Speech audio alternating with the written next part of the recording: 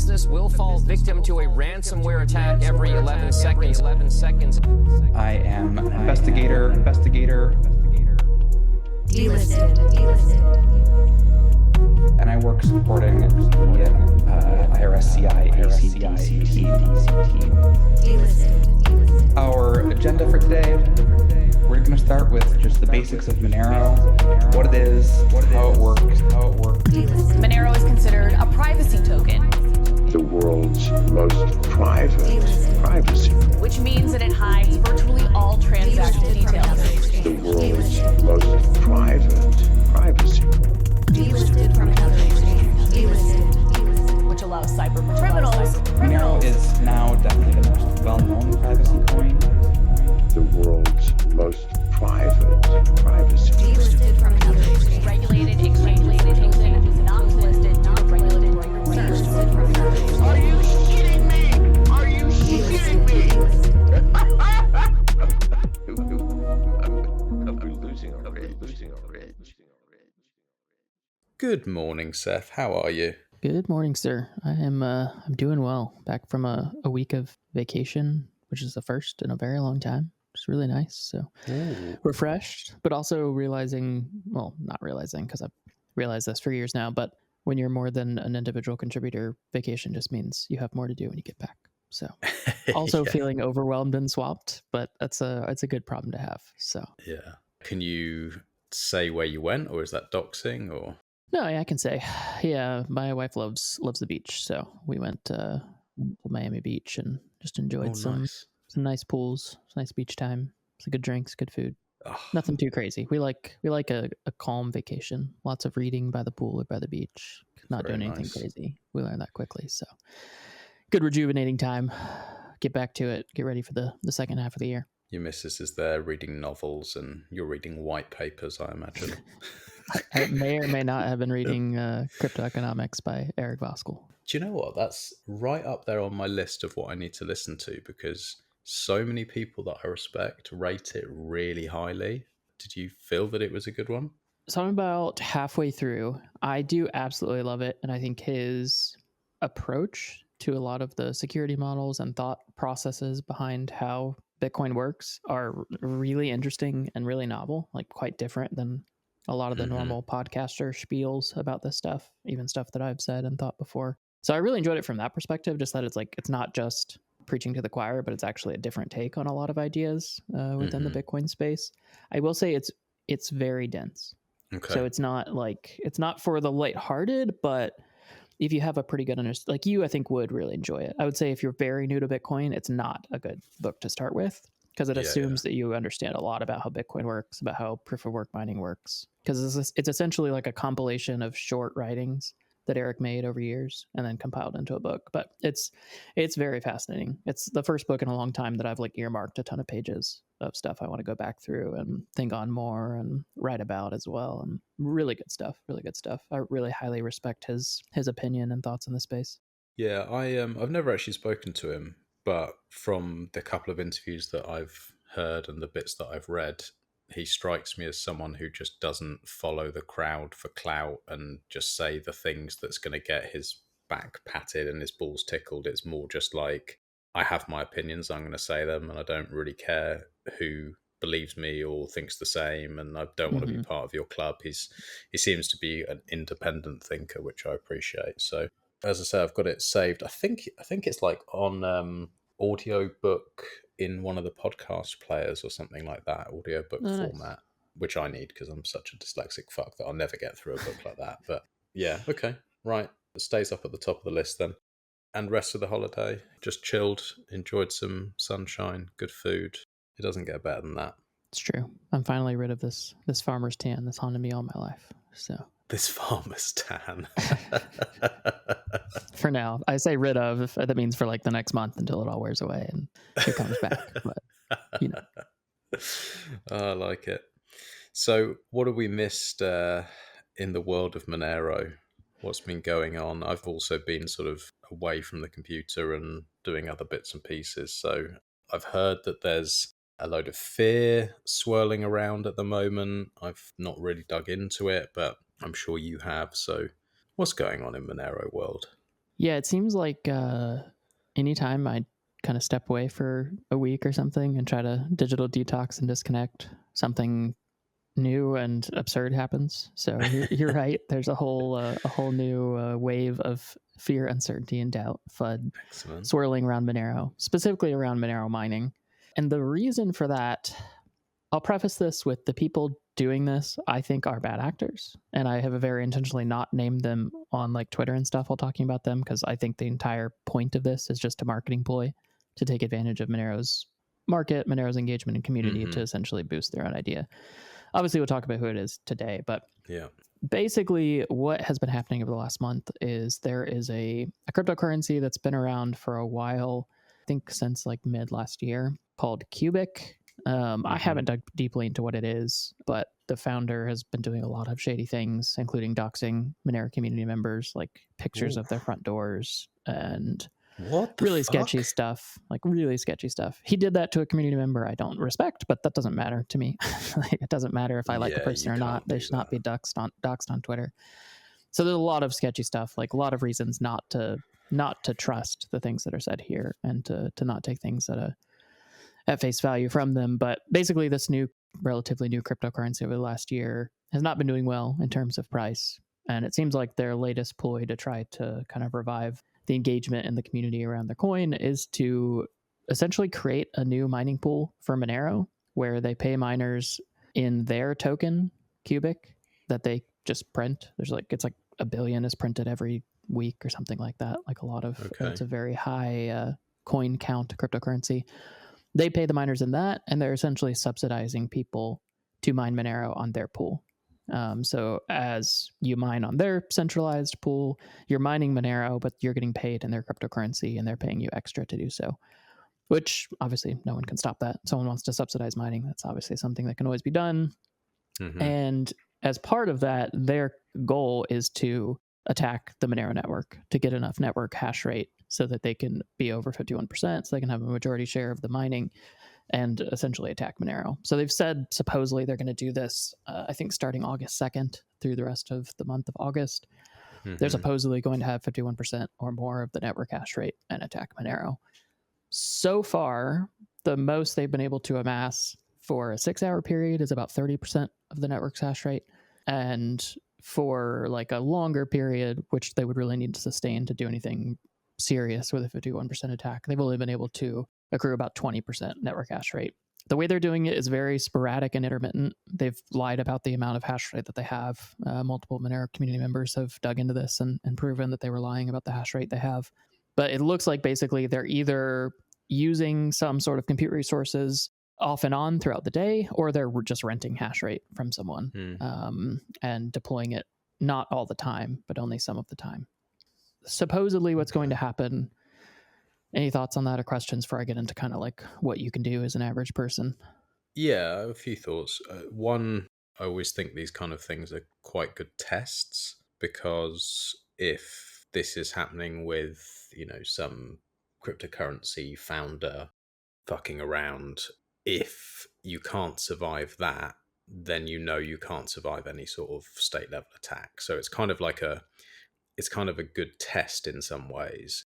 But at the same time, I'm thinking, like, what do they hope to, other than, like you're saying, get some, I guess no press is bad press, but it kind of is as well. Like, I can't imagine someone listening to this being like, okay, so there's a guy going around doxing people's front doors, which is disgusting. Like, even if I had a friend who did that, I would fucking beat them senseless. You can't do that. It's absolutely dangerous and stupid and disgraceful thing to do, no matter what the backstory is. And then on top of that, it's like now they're attacking one of the most useful cryptocurrencies in the world that people heavily rely on. I can't imagine someone listening to this and going, oh, right, I'll go and buy some of that fucking pointless coin then. Do you know what I mean? Like, it is marketing, but it's fucking terrible marketing. I mean, it's not marketing that's going to win over Monero community members. No. But it could be marketing that would win over just people seeking pure profit. Like just thinking, oh, there's a lot of hype around this coin, I'm going to buy some just in case lots of other people buy some. And it kind of has this like pyramid scheme quality of, I'll just get out first. Like, I think that's it's the degen that could be attracted to this. And like a there's lot of them. the biggest writing has been just people like AI generating garbage. Like someone from Unstoppable Wallet just basically AI generated a thing about this attack and had lots of inaccuracies. And it's just a lot of like, I think that's the type of people that it's going to draw. Definitely not people who actually like care about human freedom or something like that. Like no one like us, but I think that it can draw that. But like you said, it is, I think, going too far in the like no press is bad press concept. Yeah, that's I can't see that's a winning strategy, but maybe it's just desperation. And then the other thing that I was thinking when you were going through it is like you said, at some point they've managed, I think, 30% over a 6-hour period. That's quite a lot. It seems like that's kind of quite scary. Like most of these things where they're talked about, I'm like, yeah, it's just like hype and whatever. Like, is there any part of you that's like, okay, this is like a realistic problem here? Or are you thinking that on the other side, maybe people spin up more hash rate on different pools to combat this? Like, how does that work? Is it like a hash war kind of thing where people who care about privacy are going to try and protect against this? Or like, yeah, I don't know. I don't understand the technicals enough to say more than that, really. Yeah, for sure. So, I mean, I think you hit on a really good point that it says just a good test. It's a good proving ground of what Monero can resist in terms of mining attacks. I think like we've always talked about this idea of like a nation state subsidizing mining, or a nation state like paying Amazon, for instance, to point one of their data centers to a Monero mining pool and mine empty blocks as a censorship attack or something like that. But the thing that at least I've never thought about is someone can just print their own money in a new cryptocurrency and then subsidize miners and hope that they're profit motivated enough to essentially attack Monero in order to gain this other cryptocurrency that someone can just print out of thin air. I hadn't really considered that angle of the attack, but it's a very important one to consider because miners generally are only profit motivated. I think that's not as true in Monero for multiple reasons, but they are generally profit motivated. So even if their profit comes from something that's a scam, if it's profit, there are probably a lot of miners that would be willing to do that. So it's an interesting angle to think about there of like, how do we protect against that? And the very simple answer is the way Monero gets stronger is you mine. Like you, the listener, take the time to start mining Monero on your laptop or desktop when you're not using it. There's lots of good tools for this. I posted an article on X that had the 3 main ones, but essentially you can mine with GUPAX, which is this GUI that we talked about already on the show multiple times. That makes it much simpler for you to mine using P2Pool, which is the best decentralized way to mine Monero and protect the network and earn some Monero. You can mine via the Tari Universe miner, which you talked about Tari a little bit. I'm not sure if that was the last show or the one before that, but they have a really cool, like well written, very beautiful miner for Tari that also merge mines Monero. So you can use that to mine Monero. And then you can also use the actual official Monero desktop wallet to mine Monero via P2Pool as well. That one's going to take a while because you have to also sync Monero's blockchain from scratch before you can actually start mining. But that is another option as well. That's quite straightforward. So that's the simple answer is like you can defend Monero, and that's the kind of the double-edged sword of Monero's proof of work, essentially using common CPUs as the ASIC for Monero, is that anyone can mine. The painful edge of that is that anyone can mine. So if you have a data center or you have a bunch of compute lying around or someone has idle compute that they want to rent out, anyone can pay for that service. That can be used by anyone. And so that is the downside of being ASIC resistant, is that an attacker like this Cubic project don't have to go out and buy $1 million of ASICs. They can just use existing hardware that they already have, or maybe they have some partner that owns a data center that has idle compute or something. That is one of the downsides to this. I think that that downside is worth the benefits that we get from ASIC resistance at this point, but this is, again, one of those like really good tests of how resilient is the network, how many Monero community members will actually mine and will actually take the time to do this. And yeah, we'll see. I can also break down a little bit of like what the actual harms here are of a potential attack, if that's useful. Yeah, that would definitely be good. Just before you do that, I was just, as you were saying that, I was thinking back to, I think, probably our first episode where we were talking about this symbiotic relationship between Bitcoin and Monero, and also the fact that the differences are actually very useful because it makes it less fragile as a whole system. And I think this is another sort of proof of that. It's like, okay, this is not an attack that realistically could be waged on Bitcoin by these type of people. It's because of ASICs, but it is something that potentially could happen here. And that's why there's the importance of having both, in my eyes at least, is like, if one's being attacked in one way, it would be harder with the other, in the same way that it's much harder to attack and trace and track people on Bitcoin. It's nowhere near as easy on Monero, but in terms of attacks like this, ASICs and just the amount of hash rate that there is on Bitcoin makes it extremely resilient. So yeah, that's just something to highlight. I get frustrated with people on both sides attacking each other, and it's like, no, this is actually a very, very good system to use both. They both have their benefits. Yeah, for sure. Yeah. And I know we've talked about this idea of basically that idea of Monero being a hedge against some of the choices in Bitcoin and vice versa.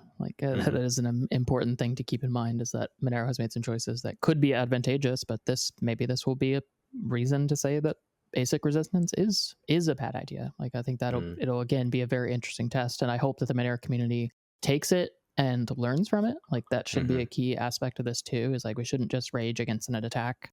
We should obviously do what we can actively to protect Monero against that attack, but also we should be thinking, how do we actually learn from this? How do we make Monero stronger and more resilient? And thankfully, I guess thankfully maybe not the right word, but we've had lots of different attacks over the years in the Monero space. I think often more than Bitcoin has seen from a technical perspective. It would make sense. So it'd be fascinating to add this to that list. I think just to jump into what people should be keeping an eye out for is if you do see that this attack does actually happen, is actually successful, obviously just keep an eye on social media. We'll talk about it as well. If something like that does happen, the only real risk is if you are providing goods or services for Monero, you shouldn't accept Monero in the event that there is an active ongoing 51% attack. You shouldn't accept Monero with a low amount of confirmations. You should increase the required amount of confirmations before you actually consider that Monero confirmed and you deliver the good. Because that's the main risk here, is that they would try to double spend to Monero that they're mining. Maybe they try to buy a gift card and then double spend the Monero back to themselves with their extended hash rate. And then they get the gift card, you can't get that back, and you also don't have the Monero.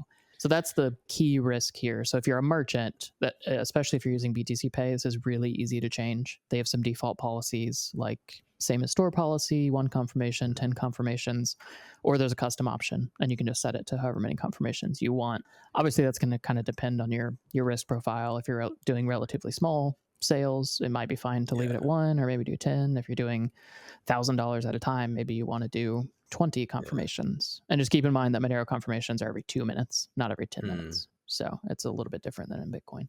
So that's something, let's see how it unfolds, but at Ungovernable, I might make a couple of changes, but we're not so much at risk. But I imagine you guys at Cake are probably thinking about this fairly deeply with the services that you offer or offer through partners. And, I'm not sure of the exact mechanics of how you do it, but it could be quite a big problem if you don't get out in front of it, basically, or like coin cards, or any of these services could get hit pretty hard.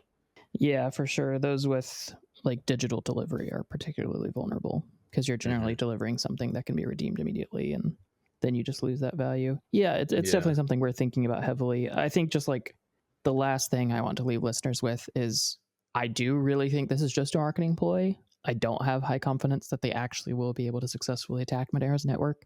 So I don't want people to just freak out and lose their minds over that. I think Luke Parker, who's a brilliant Monero developer and researcher, he wrote this on Twitter yesterday. He just said, fear-mongering and promoting a project which aims to remove Monero's decentralized block building and appears to be the same as any other centralized mining pool, even if shares are submitted over some centralized network. Don't contribute, though. Don't get manipulated into it. Don't engage with their stuff on Twitter or other social media. That's exactly what they want. Just go mine Monero to help support the network. Just in case something happens, you'll be doing your part to help make it harder for them to attack Monero. And just keep an eye out for word on this. But definitely interesting times. Never a dull moment in Monero. It reminds me of fake Toshi kind of stuff. Fake Toshi and his little crew. You're watching it and you're like, what you're doing is so fucking retarded and stupid. Like, anyone who has half a brain is like, looks at this and like, it's so stupid and pointless, and like, this is never going to work. But if someone has deep pockets, and especially if they can print their own currency, these kind of stupid attacks are going to continue to happen. It's just weird watching it. It's just like, it doesn't feel real when you see these sort of stupid attacks. Yeah, definitely. I think like one positive of these though is if something like this is attempted and fails, like fake Toshi, it does discourage and disincentivize other people from doing the same thing in the future. That's true. So there is this kind of effect of a ripple effect of, if this entity tries to attack Monero and fails and spends a lot of money to do so, it'll be a good evidence of why people shouldn't do the same thing in the future, and will discourage more attacks. So there can be some upsides if this settles the right way. But obviously you can have the flip side as well. If it's successful, it can incentivize other people to do the same thing. So let's put in the show notes links to all the ways that people can mine on their computers. I'm sure we did it on the first or the second, because I did it on my laptop, but my laptop then died. So I don't currently have it running, but I have to do that again. But if we put links to all the different ways, and if you are listening to this and you do care, even though it might seem futile and it, like it's not going to make a difference, these things do make a difference. So consider clicking on the links that I'm sure Jordan will put in the show notes. Yep. Okay, next up, just before we jump into the software updates, I just wanted to call out somebody who I've seen working tirelessly for Monero for years, like since I got into Monero way back when. This guy has been, well, I should say guy or gal, I have no idea, has been working tirelessly, like around the clock for Monero behind the scenes with essentially no public recognition. Their name is Selsta, Selsta.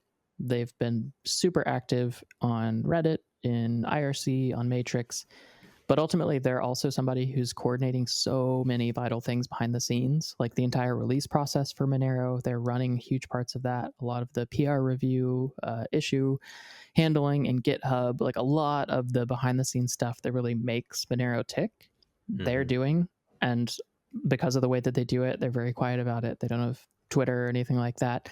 A lot of people just don't realize all that they're doing. And I just wanted to take 2 seconds and just kind of call them out for the incredible stuff that they've been doing. They are funded through the CCS. So if you see a CCS request that needs funding from someone named Selsta, definitely just know that like I can highly, highly, highly recommend donating to that. I donate every time I see it. And just super, super thankful for their work over the years. It's pretty amazing how people can dedicate so much of their lives to something like Monero and very clearly not do it for their own benefit or their own internet points or anything like that, but really just do it for the love of freedom, for the love of a project like Monero, and finding a way that they can contribute long term. It's just really, really cool to see. Well, shout out to you, whoever you are. That is awesome to hear. And consider donating to these types of people. They just do it, like you say, for the love of freedom, and that's a pretty incredible thing to dedicate your time and your life to. So shout out to you. And I can't say I'm good at this, but it is also just cool that people can do that kind of work and not just constantly shit posting on Twitter. Like I'm not one of those people. I definitely am occasionally shit posting on Twitter at least, but it's nice to see that humans are capable of like building amazing things quietly and just like doing good work and not doing it for the clout, which is pretty cool to see. Okay, let's jump into our software updates. Do a few today. We're going to keep this a little shorter than normal. Get you all back out into the world after you catch up on your Monero stuff. But a couple quick CakeWallet updates for you. So we actually have four releases technically to cover since last month, but 2 of them are smaller point releases. So we launched version 5.1. 5.1.1 and 5.1.2, just kind of combine those all into one. We launched those over the course of the first few weeks of July. The biggest things for you to know about are built-in Tor support is finally live for Android only right now, but we're working on bringing it to iOS as we speak, making good progress on that.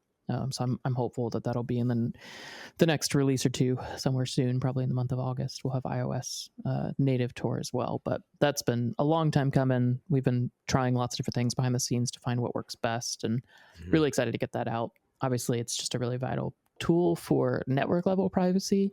I will say it's not for everyone. Just expect that the user experience will degrade when you're using Tor. It's just a downside of the way that the Tor network works. But if you're willing to put up with that, or you have a threat model that necessitates using Tor, like specifically for connecting to nodes or freezing the swap services, now it's way easier and more reliable than it used to be. So that's definitely a huge addition for us. Very nice.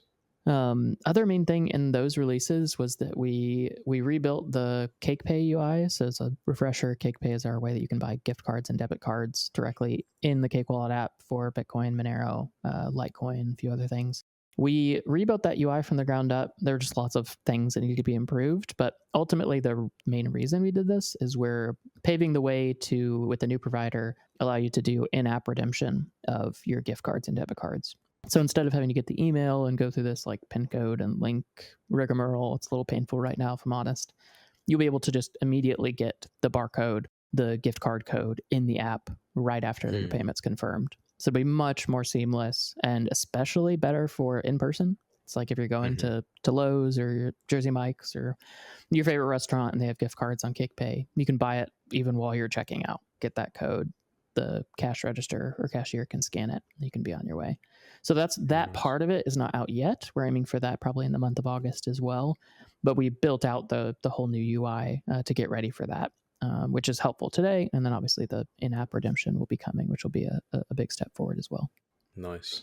Our editor, Kerim, who's been doing some really awesome work recently, and he has been heavily leaning on CakePay for all the payments I'm sending him and everything else. And he's constantly singing its praises. He's like, this is literally changing my life. It's so much easier. Like, it's so easy to go and do my shopping and go and get things done.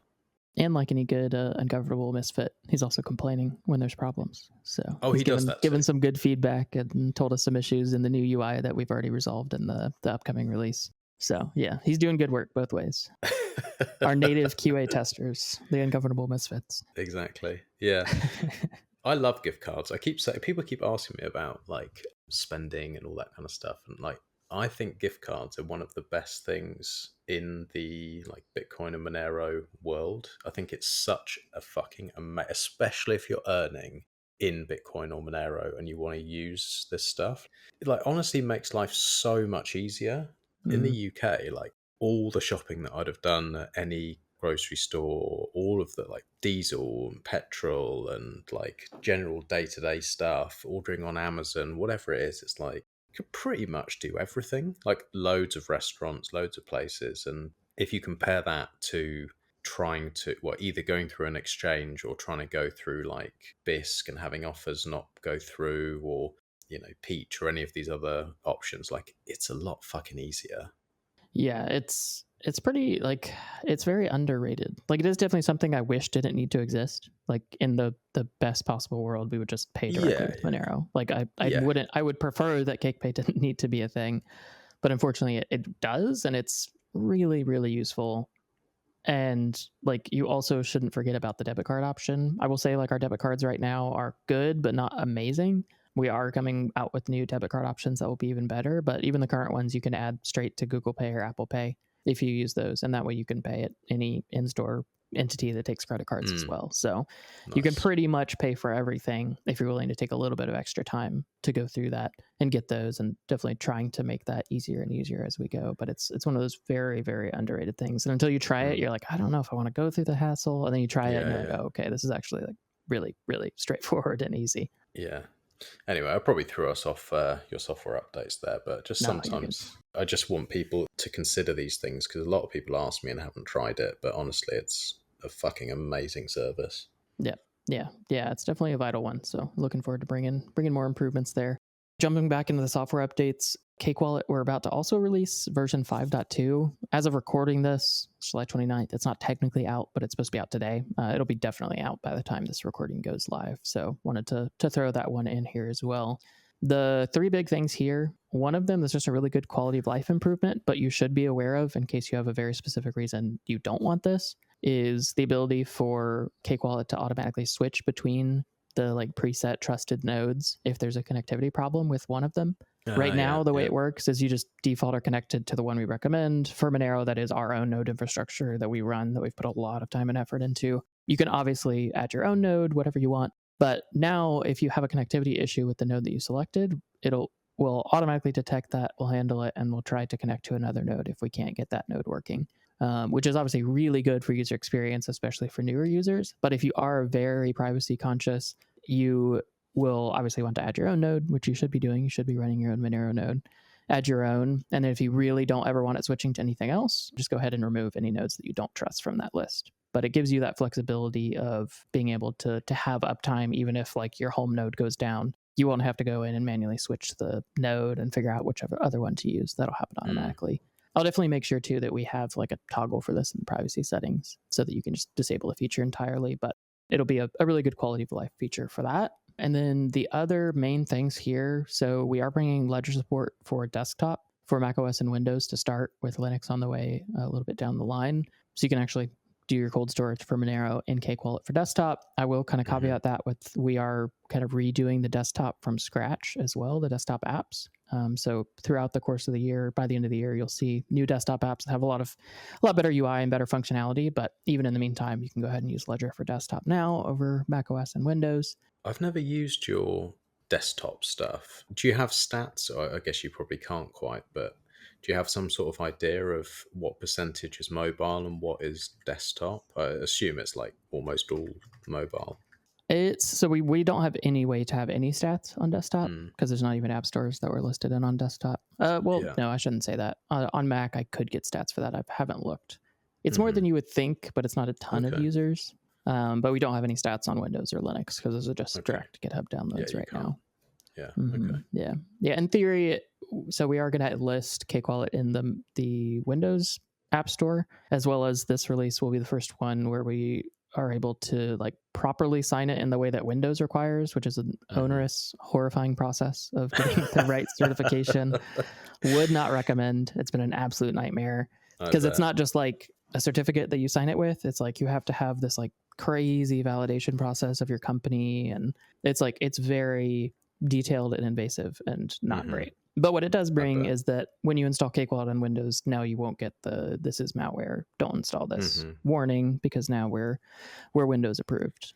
The funny thing of how this works is we don't have to change anything in the app itself. So it was marked as malware before. We pay money and go through this process. We don't change any of the code, and then it's not marked as malware after that. It's like magic. It is, yeah. The code doesn't change, but suddenly we're not malware anymore, which is hilarious to me. That's how the world works, unfortunately. But that will be a good change as well. That also allows us to actually be in the Windows App Store. So we'll get some stats on that at some point. But obviously, as always, we have no logging or anything for specific installs. We just see, obviously, the amount of downloads for given platforms where we're in an app store. Yeah, last real quick thing. So this does pave the way as well. 5.2 paves the way for a ton of improvements in Cupcake. We'll get into that on the next episode of Monero Monthly, because we'll be releasing the new Cupcake in between now and then. But essentially what that means is better Monero support, better onboarding, and then we'll also have Bitcoin support. So you'll be able to do your Bitcoin cold storage in Cupcake as well. And this release of CakeWallet lays the groundwork for that too. So exciting stuff. As always, we're shipping like crazy. This dev team is nuts. But lots of good things in store.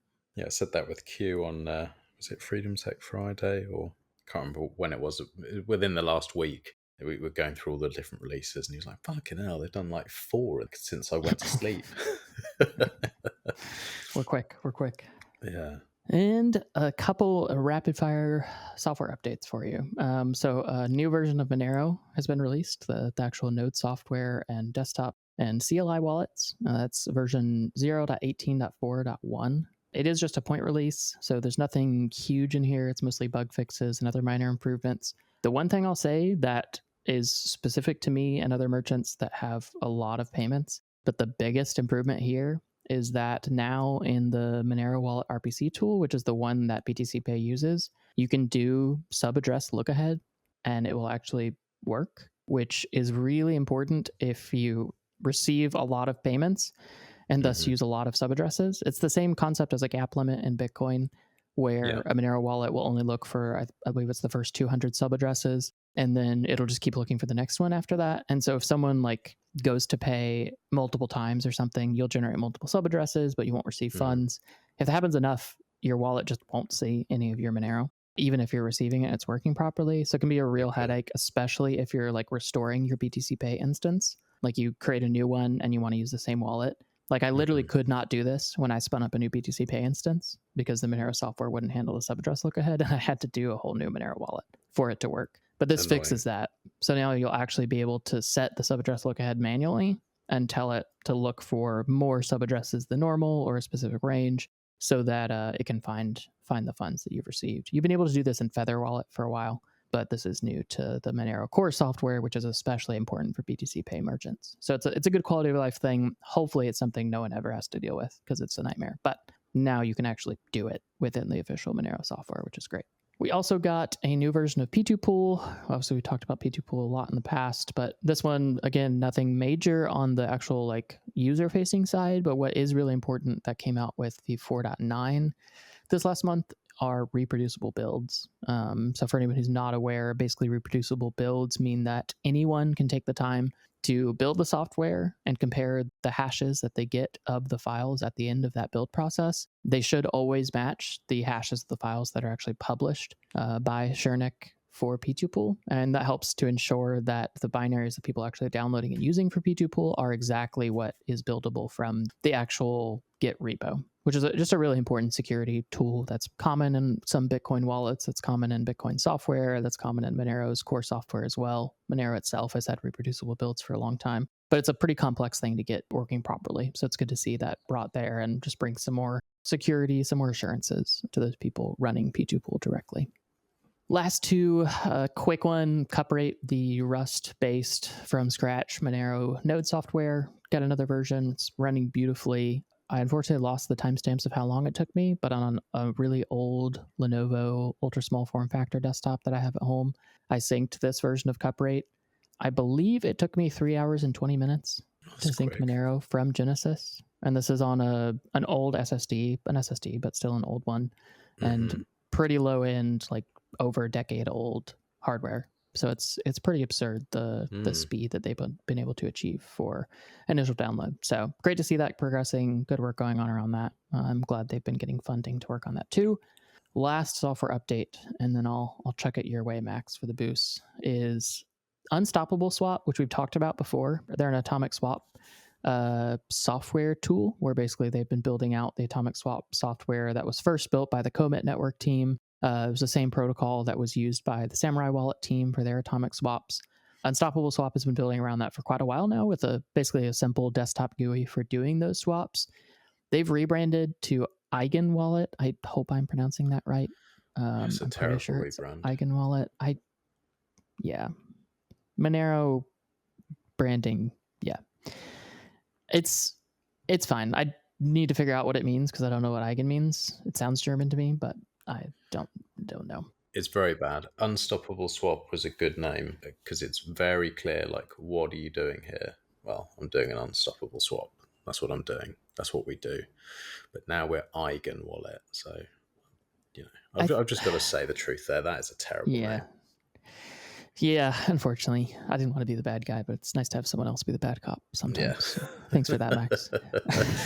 I'm sure it's still a great service. I'm sure you're great people and all that, but I'll just say it as I see it. Consider not changing it to Eigen.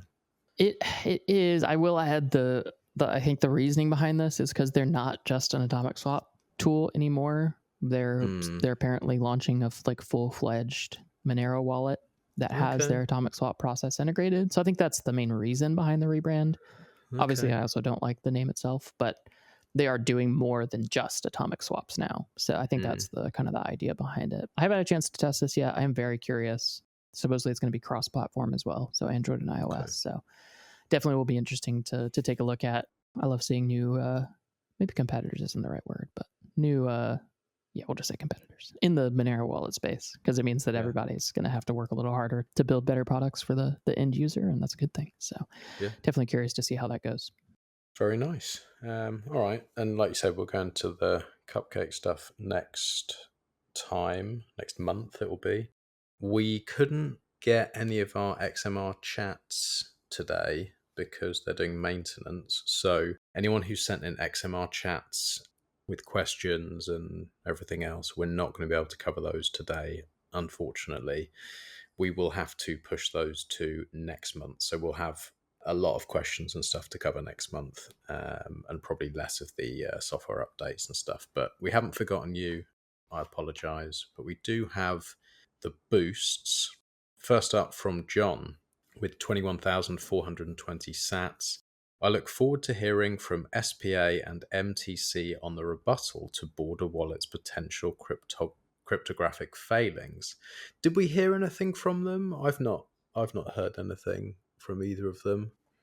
I want to say that Superfat Arrow. Oh yeah, no, I haven't seen the actual video yet of the presentation from MoneroCon. I can actually look at that again just to see if they've listed it. But I think that was the main thing they were waiting for. I believe Superfat Arrow reached out on Twitter and was just looking for the video to learn more about the specifics. Okay. But if they want to learn more, they can also always reach out to Aaron Fikert, who's the dev. He used to go by Sarang Nother in the Monero community. But he's the researcher who came up with the idea and was talking about it at the conference. So obviously you'd have more details. Yeah, it'd be interesting to hear back from them. For sure. If you do get in touch, SPA or MTC, let us know how that conversation goes. Huge Jizzy Loads with 21,000 sats says, use the tools, #FreeSamurai. Thanks, Huge Jizzy Loads. Shadowy Badger with 7,777 sats says, let's fucking go. Whirlpool and Monero. Late Stage Huddle with 6,000 sats says, there are days when I feel like squawking fucking mongoloid, screeching it into the ether with nonsense. I've just never been able to articulate it just as well as Max did. I don't remember that. I do say mongoloid a lot. I don't know what I was squawking about. Can you remember? Probably not. You've got more important things to... It's hard to remember all the times that you squawk, honestly. Yeah, squawk. If I remember that, I wouldn't be able to remember anything else, I think. Exactly. So, no, I think that goes in one ear and right out the other. Yeah, that's best. That's best for everyone. Well, Late Stage Huddle, you can let me know, but glad you liked it. Turkey sends 500 sats, no message. Reven Stokes. I have worked in a South and North country, and I can confirm that the superior efficiency is honestly not there, at least on my industry. Good pod though. Thought I was hearing a BBC propaganda for a moment. Oh, thank you, mate. User 149720034 sends 500 sats, no message. And Pies with 100 sats says, thank you, gentlemen. Thank you, Pies. Thank you to everyone who's boosted. Thank you to everyone who sent in XMR chats. As I said, we can't access them, but we will cover them on the next episode. And that means today's a bit of a shorter one. I don't think we've got anything else to cover unless you do, Seth. No, short and sweet. Okay, very nice. We'll catch up on Friday. Are you back on Friday for Freedom Tech Friday? I am, yes. Nice. Okay, so the whole gang will be together because... Finally. I love how we launched it, and then with 2 of the first 4 weeks. I know. Out, basically. Yeah. I'd like to just pat myself on the back and just say, come on. At least I was consistent there. At least Max I was is always there. He may squawk, but he'll always be squawking, whether you want him to or not. He may squawk, and you might not hear the squawking because he might have so many technical issues that you can't even actually hear the stream, but at least he's trying. It's the thought that counts. Yeah. Well, we'll catch up on Friday. This won't be out for a week. But yeah, good to chat to you, mate, and I'll speak to you on Friday. Absolutely. Have a good one. You have a good week. Thanks for listening, and a huge thank you to everyone who's been sharing Ungovernable Misfits with their friends and family, boosting the shows, sending in XMR chats or questions. All of this really helps us grow, and we really do appreciate it. I also want to say a huge thank you to our sponsors, Foundation, CakeWallet, and our new sponsor, MYNYMBOX.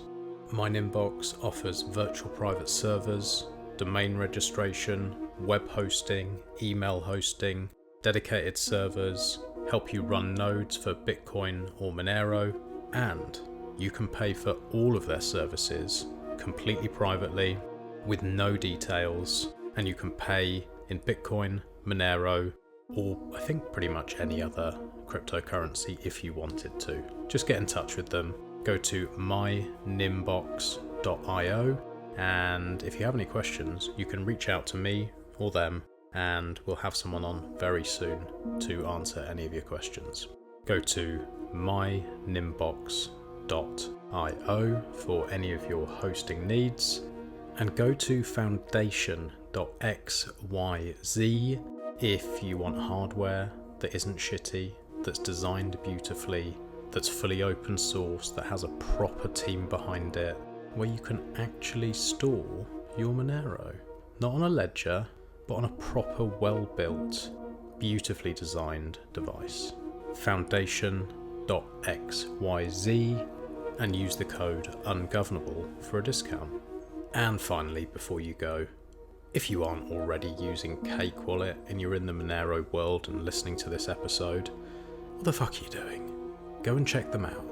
CakeWallet.com.